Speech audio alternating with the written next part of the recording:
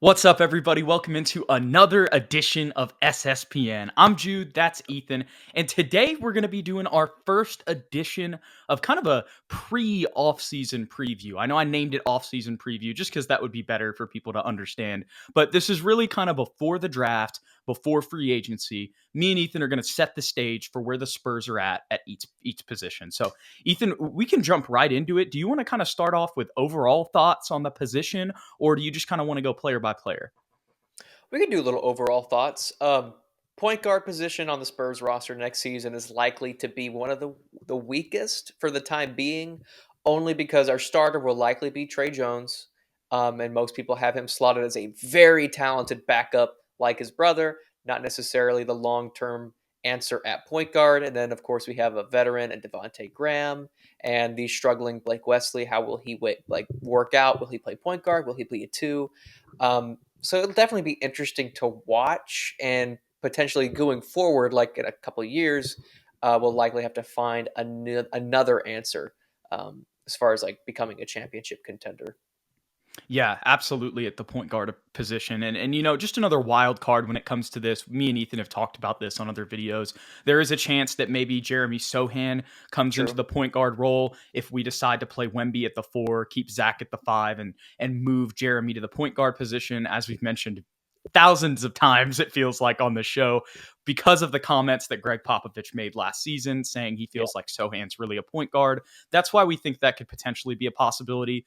But until that's confirmed for these videos, we're just going to stick with him at the 4 and keep Trey Jones, Devonte Graham, and Blake Wesley as the main 3 guys that we're going to talk about today.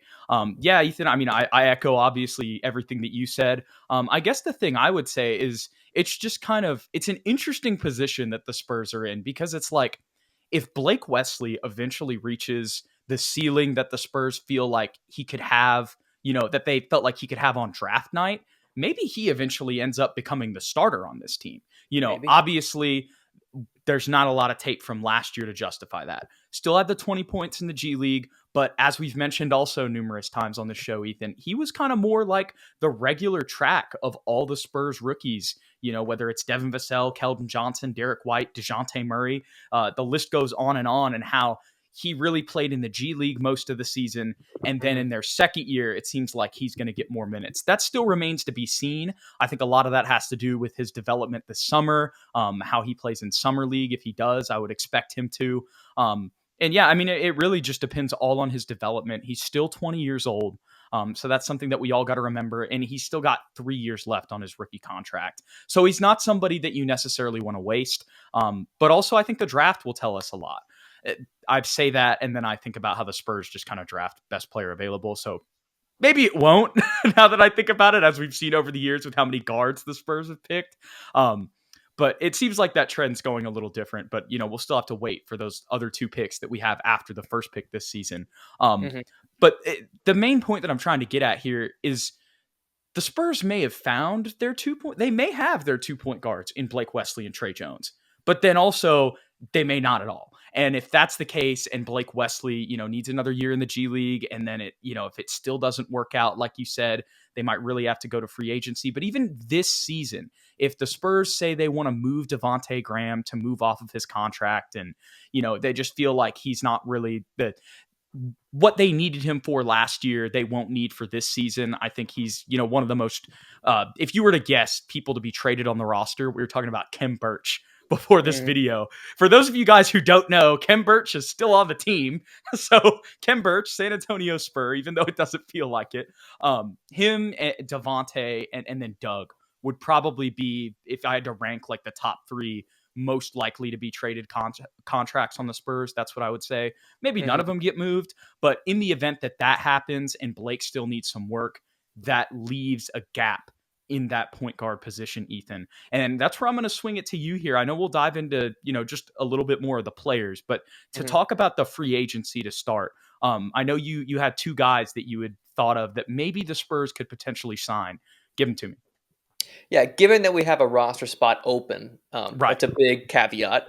I think George Hill would be a nice addition to the team at 37. Bring Georgie back, kind of be that veteran presence in the locker room. kind of swing back to the old days of San Antonio when we were actually winning games. He could kind of help solidify the culture that he was a part of for so many Mm-hmm. years, as well as kind of take Blake Wesley under his wing and teach him how to be just a Yup. natural point guard. Along with Trey Jones, but somebody that's been in the league as long as George Hill, would probably mean more coming from him, and Yeah. someone we can get on a veteran minimum. And the other guy, and this is kind of a funny one, Jude. I'm looking forward to your reaction. Okay. I think he's only 27. Okay. Frank Ntilikina, who will be unrestricted. And hear me out. Interesting. He's Okay. not a big name, and I don't Yeah. think he would have a Was he on big the impact. Knicks? He was on the Knicks at one point. He was drafted by the Knicks. He So was on where the was he Mavericks last year? last year. The Mavericks. Okay. Yeah. And he had Yeah. spot That's minutes. right. He wasn't a consistent rotational player, but when they needed him to play, he played. He got a lot more minutes when their defense struggled because his only specialty is defense. He's not a great scorer. He's not an otherworldly passer, but he's a very good perimeter defender. And he is French. I was about to say, I was like, isn't he French? I was He about to is Google from it. France. So I think it'd be a good chemistry move to bring him in. He's a nice defensive piece that we can throw in there because Oh my defense was a gosh. big struggle last year, right? Okay. That was one of our biggest flaws. So Let it me does be real here. address one flaw. But yes, it is like a cool, like, oh, cool. Wemby has someone to talk to in French that happens to be on the roster. He's talking to Um, Pop. Pop he is talk. knows. Does Pop know French? He better after all that time I with don't know. Yeah, Tony. he should. He He should know probably French. doesn't. But yeah, He probably knows more than yeah. more than most people. Anyways. And at one time, he was a lottery pick. And I know when he was a lottery pick, a lot of people were questioning it because it was a reach. But maybe, just maybe, there's something that Pop can extract from his game that other coaches just haven't been able to extract. And then, of course, the whole European connection that we have. Maybe there's something there that other people haven't been able to tap into. That would be interesting. That would be interesting. And to be honest, I think Frank Ntilikina would probably be a better overall player than Devonte Graham. as much as I I don't love know. It's close. Devonte, yeah, that's true. But I mean, like overall, like because Yeah. Devonte is, as much as I love him, he's a shot taker, and that's about it. Yeah. No disrespect to Devonte. I feel Right. like Devonte kind of had a similar Bro, role. he came in and was scoring a lot for us. Like, Yeah, that's he what I'm did. saying. Like, shout out to Devonte for real. But if I'm Yeah. just being completely honest here, at least defensively, it would be an upgrade over Devonte, which really the Spurs would probably rather have overall. And when you think about how, if this is the scenario, Ethan, you're going to have him next to Malachi anyway, who, had a lot of playmaking opportunities this season. So, I mean, and that, I'm glad we brought that up because I talked about Sohan being a wild card. Malachi's another wild card too, True. especially under the situation where if Blake doesn't work out, they might just want to move him to the point guard position. I really feel like he is a true 2 combo guard, but in that last month at Ohio State where he had a similar surge that he had at the end of this season, he was taking the ball up the floor a lot, distributing, and then still being able to go find his spot, and move off the ball, whether that's getting to, a shot at the 3-point line or cutting to the basket. Yeah. So Malachi, that's another potential thing here. How did I even get to? Oh no, I was talking about Devonte. Yes. So and Frank Ntilikina. If that were to happen, like you could play Malachi next to him, and then it's just like you're just a defender. Like, go guard. I don't know the percentages either, but I think he became like a solid enough better spot-up three shooter. Yes. I've watched enough Maverick. Like, I know I said, wasn't he on the Knicks? But when you said, like, I've seen a couple games, and he's a better shooter than he was in New York. Still not anything super good, but also I love the idea of Georgie. It's so funny you mentioned that because I literally have a Spurs rebuild on 2K where I got the number 1 pick and got Wembanyama, and in 2K, if you stick a player in the G League, they just like move up like 6 or 8 overalls. So, but it's Blake Wesley and Trey is the 2 point guards, and then Georgie's the 3rd stringer on a minimum. So that's been in my mind. And he was back in San Antonio recently. Did you see that? He was helping out his dad. Yeah. He has a home there, like a huge ranch. Yeah. Yeah. His dad, he went to like see his dad on duty. His dad's like a trash man in San Antonio. I had no idea. That's so cool. I didn't know. Dude, I think you sent me that. Yeah. So There's definitely that. I think that's a super realistic one. And we know how much Pop loves Georgie. And you know what would also be crazy about that, Ethan? We'll get into the players here in a second. I love Mhm. how we dedicated a bunch of this video to George Hill and Frank Ntilikina. They're solid But pickups. Solid right, pickups. but George Hill, he was the Kawhi trade, right? Yeah. Wouldn't it be full circle? Because like Oh, everything since the Kawhi trade led to the Wembanyama lottery, right? yeah. And Yeah. then it's like now, Frank left at the beginning of, or not Frank, George left at the beginning of this, and then now he comes back. You know Yeah. what I mean? Hmm. It would be like kind of the beginning of both. Well, he left at the beginning of the last one, and then now. Well, I guess the Spurs were still good, but you know what I mean with getting Yeah. Kawhi. So, anyways, that's a cool full circle moment. But just to dive into kind of what we think about these guys, Ethan, going into next season. Obviously, Trey Jones, a restricted free agent, but we both feel pretty confident that he's going to be back. I just saw the Spurs made a post about him today with a Hmm. community event. I don't Again. think he's going anywhere. No, I don't think so either. He's eligible for 4 years, 58 million extension. That's the most he can get. Honestly, I say give it to him. I mean, he'll be 27 by the time he's up for his next Yeah, extension. He's still, let's look, right in his prime. And the way Tyus Jones has improved, and the way exactly. Trey has improved, honestly, like Yeah. that's going to be a steal looking down the line. It just reminds me of Tyus Jones's contract, man, when you just said it, because it's around a similar number. And Hmm. we've, as you said at the beginning of this video, and we've said in other ones, the only thing really is Tyus is a much better natural shooter. But other than that, they're pretty much the same player. Yeah, and he's so dependable. And when he wasn't in the lineup last year, it was so obvious that we missed what he does so well, and that's facilitate and keep Oh everybody, my gosh, that grounded was and push crazy. in transition. Without him I'm there, so we were glad you so mentioned slow. that, because that's Yeah. something I forget in the season, and that's such a good example of like the impact of Trey Jones that doesn't show Mhm. up on the stat sheet. For sure, for sure. I mean, I know he's young, but like how Chris Paul kind of, I know Chris Paul's old now, but how he's able to kind of slow down the tempo or speed it up and control the game for the Suns. Yes. Like I know he can't score at the clip that he used to, but it's such like you can totally see in the playoffs this year too when he wasn't on the court. It was like Devin Booker and Katie just taking turns. There was no offense. Like nobody knew where to be. Like it's so important to have that legitimate floor Yeah. general on the court. Yeah, absolutely, and that's what Trey Jones is. I mean, such a Hmm. good distributor. We saw his floater improve this year. Yeah. Basically every aspect of his offensive game. The numbers increased. Still limited in a lot of areas because of his size, and we talk about his shooting ability. But if he can make the same jump, improvement shooting that he did last year this season, just percentage wise, just like three more percentage points or something like that. I mean, that's going to make a big difference at the end of the season. So, and because he's still only 23, I'm excited to see how he continues to develop. And you kind of alluded to the way that Tyus did, and how, Hmm.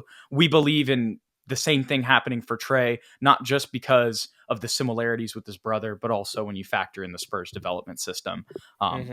it's just something both of you and I have confidence in. So definitely think he's Sure. going to be back. But what are some things that going into next season we want him to get better at? I know I just mentioned the shooting, but what are some other things when you think about Trey Jones's game off the top of your head?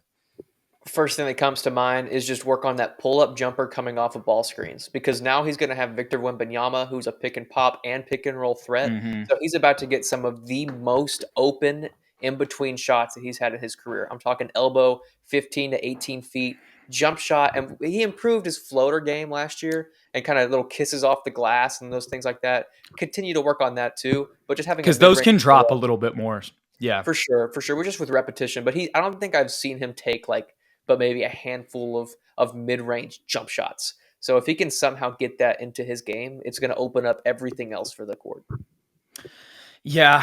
It's kind of hard to give these guys a like well, I'm thinking, I was thinking of another thing, like other than shooting while I was talking to you. It's hard to give them something to get better at this year because I feel like they're almost going to be different players next to Yeah, Wembanyama. And yeah, I don't like they're going to be the same players, but their lives are going to be just a lot easier. So For it's sure. like some of the things that I'm telling them to get better at, I'm like, it might just They might, yeah, naturally be easier next to Wembanyama. You know what I'm saying? So for sure. um I really don't have anything else that I can think of for Trey because he's a solid defender. I mean, obviously every offseason you want to get better at that, but just keep working on the fundamentals, trying to stay in front of guys. I mean, maybe in my head I can think of a couple times he got beat off the dribble, but it's like, who is that against? Because it might have just been somebody where it's like, if he gets beat Yeah. off the dribble against Bradley Beal, like, you know what I mean? Like, it's like, I don't know, is Trey really gonna do that? Every time, like it just might be Yeah. some of these guys are better. So I really don't, other than shooting. I mean, that's really the main thing. It's all offensive. Just really, if he makes the same progress he made last year, Mhm. in kind of in every area again, I really think that would be probably what I would say is my main goal for Trey. Fair enough, because he does everything like pretty like okay to good Exactly. Like he already. So doesn't really, yeah. give him a little more space and another offseason to just kind of fine tune some Hmm. mechanics and things like that. Like I have a complete faith. Maybe a little bit more consistency finishing through tough Yeah. contested layups. Yep. Maybe that. There you go. There you go. Well, let's move next on the list, Ethan, and that is Devonte Graham. Ooh. I feel like Devonte gets overlooked a lot, and I know he is not without his flaws. He definitely has flaws, but he came in at a time when we desperately needed scoring and point guard play, and he provided. He filled that role pretty well, I thought, and I think his stock, as far as like what he's worth in the league, went up because he was a lot more consistent of a shooter for us. I know he chucked up a lot of shots still, but if you look at the numbers, technically he was a lot more efficient shooting with Yeah, us than he was had with a the old couple ones. 20-point games too. Hmm. He 30 went point crazy game, in a right? couple Against comeback. Yeah, Detroit. Yeah. yes, he did. I think it was a comeback win too, or he Hmm. was huge in that win. And I Oh, think a lot of the guys on the team like him. We talked about his shooting, how it got a little more consistent. Defensively, he's always been kind of a subpar defender. He just doesn't sit in the chair like other defenders, like Trey Jones would. I don't think there's anything that he necessarily is going to improve because I think he might kind of already be who he is. Um, to me, he came in and he was the Josh Richardson of last year. We traded for him. His stock went up. We like him. Great that's personality. Great exactly locker room what I was guy. gonna say. He'll probably play backup point for the majority of the season. And then whenever we decide Blake Wesley's ready to come up officially, kind of like how Malachi came up last year, Hmm. we'll do that same thing where we'll trade Devonte at the deadline, more than likely, try and get some draft capital, probably get 3 second-round picks for him, and just add to the stock. So I'm not necessarily looking for anything crazy from him, just the same consistent level.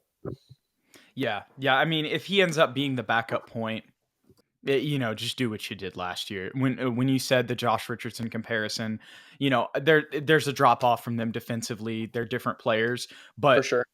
basically he was the Josh Richardson that we needed, which was just a point guard version of him, who was Pretty a much. veteran who'd been on a lot of different teams, and he came in and basically replaced him. Like he was the same thing, just was a really good teammate, a vet. Um, I don't really have too much else to say about Devonte because I feel like at this point, he's 27, 28, so he kind of is what he is. But there's definitely, in my opinion, a lot worse people culture wise that the Spurs could have on the roster.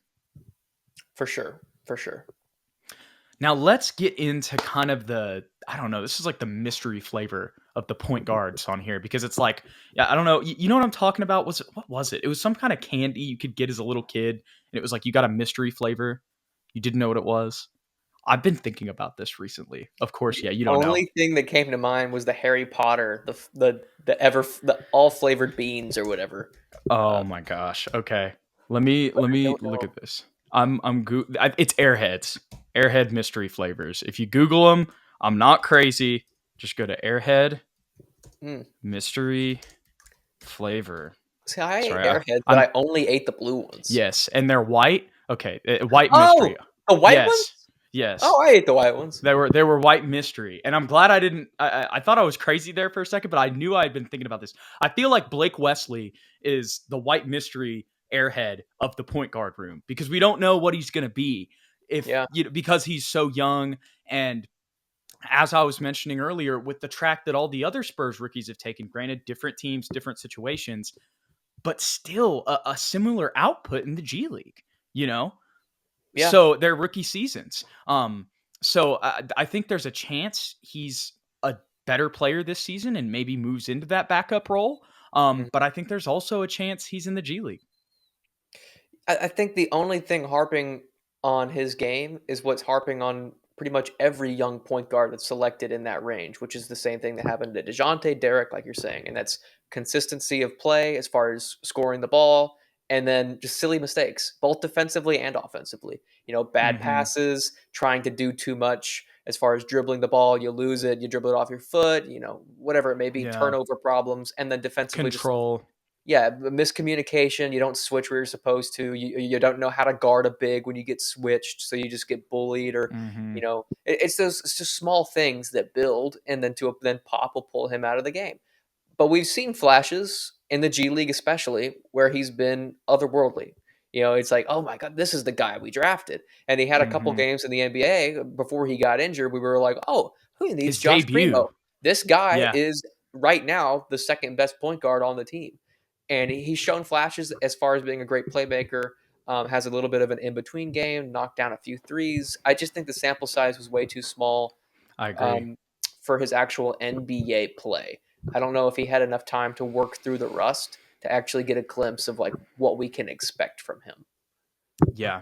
Yeah. I think he's probably out of all the players this summer that we want to pay attention to development wise, I think he's probably number one. For sure. Because Malachi will probably take another jump, but we've already seen Malachi lead all rookies in scoring for a month, last season. Yeah. So it's like whatever jump he take, like we already know his floor is like pretty solid right now. And he's also only 20. That's the other thing. Like these guys are like 20 just years like old. Yeah. digging into like their potential, man. It's going to be so fun to watch him move forward. But like, we talked about summer league, who will play, who won't. And you and I have probably, if we had to say, we would say no Wembanyama, no Malachi, no Sohan.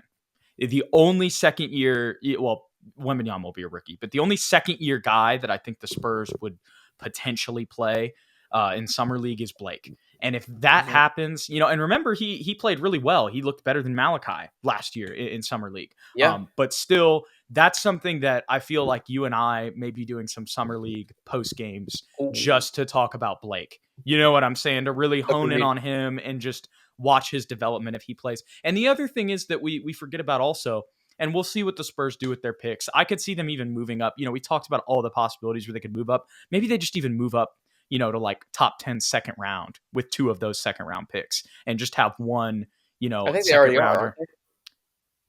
I think There they're you go. 33 and 41. Let's see. That's probably right. Spurs draft picks. The point is, though, these Move draft up a picks, little bit. if they only have one or two, those guys are probably who would most likely be playing with Yeah. Blake in the summer league. So that would be nice also for him to get his chemistry with those guys. And Don Barlow, maybe, if he comes back, or maybe that Champagne, that depending on that how would be big. interesting as well. Hmm. Champagny would be another interesting one because as much as he had good games in the NBA and had a lot of good games in the G League as well, he just really didn't have that many games. You know what I'm saying? Exactly. So Yes. that could be something that could be very interesting for sure. I'm trying to find. Oh no, this is not what I want. Yo, you want to hear a blast from the past? I went to the wrong page.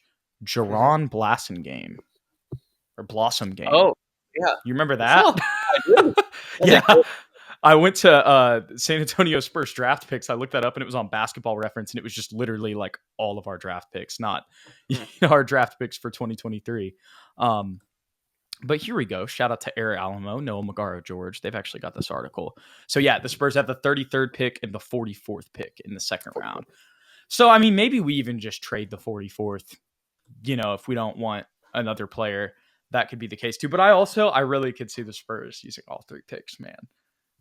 Yeah, the trouble is, and we get this into another video, we have currently like 10 guaranteed guys, and then if you add up all of Oh our other gosh. non-guaranteed guys that are either unrestricted or restricted, that's like 17 players plus those three second round pick, those three picks that we have.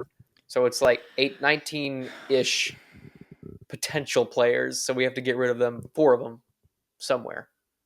or have Yeah. two ways. Like No. I don't know how it's all going to work out, but The flip side of that though is, and I may have mentioned this in another video, but I also might have just mentioned it to you over text. I can't remember, but there was a recent mock draft I saw where obviously the Spurs picked Wembanyama at 1, but then they got Rayan Rupert and Sidi Sissoko with both of those picks in the second round. And I know this is a deep draft. So I'm like, if we could get both of those guys in the second round, I want both of my picks. me You know what too. and Jeez. both of those, you know what's crazy about both of those two guys too, Ethan? They're both French.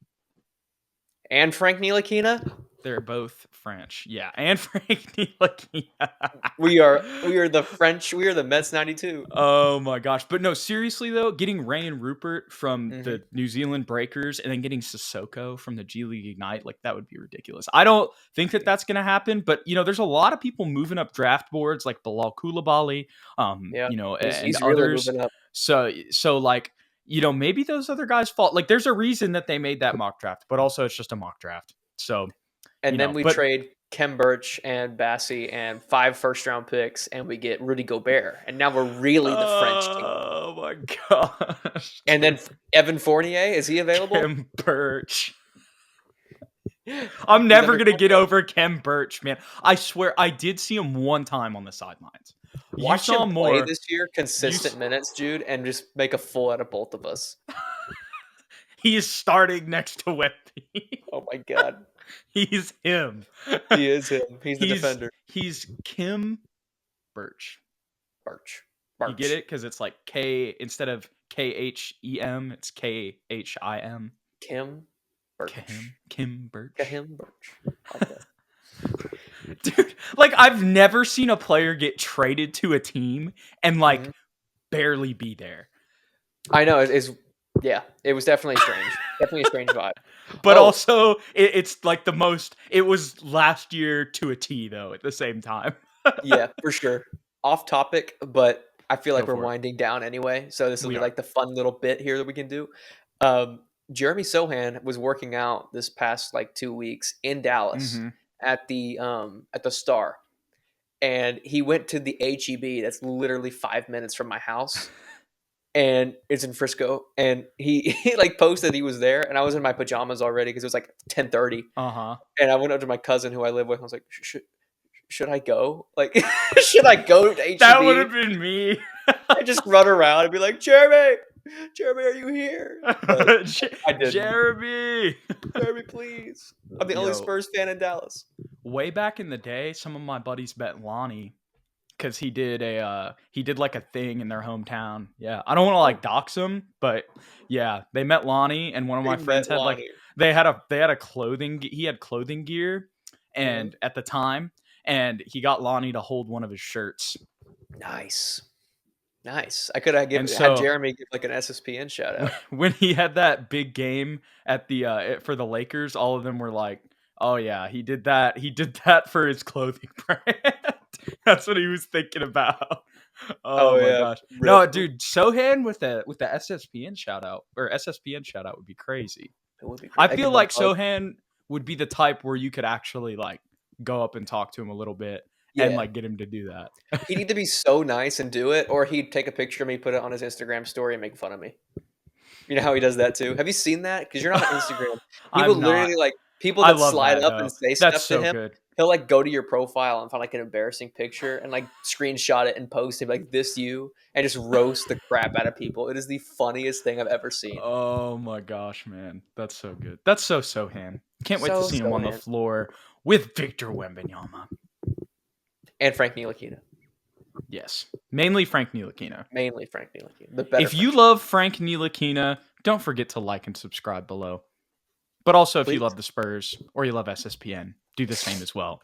We appreciate you guys hanging out with us for today. Tell us what your thoughts on the Spurs point guard position is below. And if you want to stay updated with the rest of our pre-offseason position previews, follow us on Twitter at SSPN on YT, at Jude McLaren, and at Ethan_Quintero. You can also click the notification bell to stay updated with the show on YouTube so you can get alerts when we go live, when we do posts, and when we get videos as well. So once again, we appreciate you guys. Go Spurs, go. We'll catch y'all on the next one.